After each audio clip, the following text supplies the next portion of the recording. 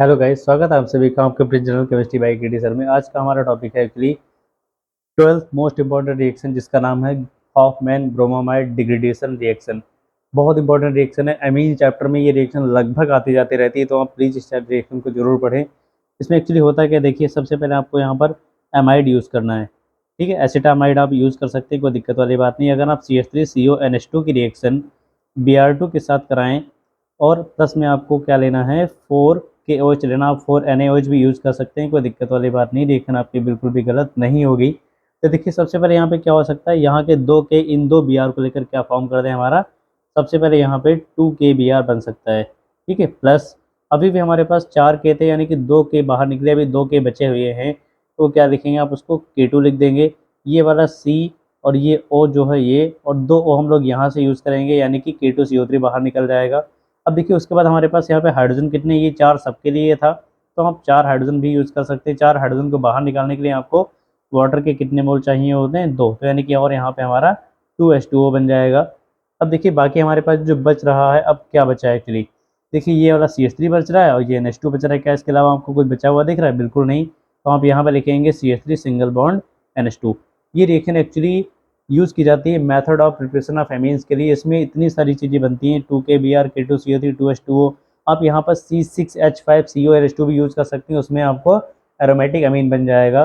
ठीक, अगर कभी आप किसी भी एल्केनामाइड की रिएक्शन Br2 और 4KOH के साथ करेंगे तो उसका नाम क्या होता है, हॉफमैन ब्रोमामाइड डिग्रेडेशन। और इसमें बनता क्या है, 1 डिग्री अमीन के साथ 2KBr, अगर आप यहाँ पर Na यूज़ करते तो 2NaBr बनता, K2CO3 बाहर निकलता और 2H2O बाहर निकल जाता।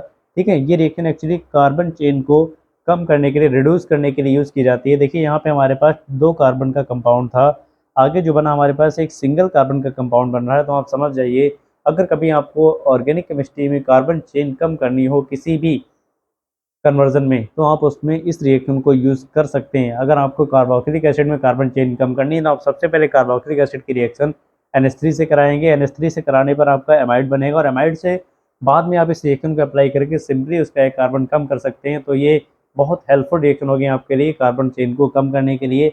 आप अगर यहाँ पर C6H5CONH2 यूज़ करते तो यहाँ पर C6H5NH2 बनता।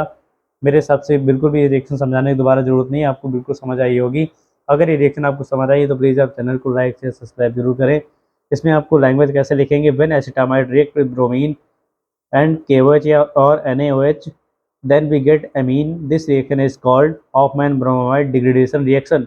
अब देखिए यहाँ पे ये जो रिएक्शन है एक्चुअली हमारी, इसको ब्रोमामाइड डिग्रेडेशन क्यों बोला गया, देखिए ब्रोमीन को हम बिल्कुल खत्म कर दें, बिल्कुल खर्च कर दे रहे हैं, इसीलिए इसको हम लोग क्या बोलते हैं, ब्रोमामाइड डिग्रेडेशन रिएक्शन।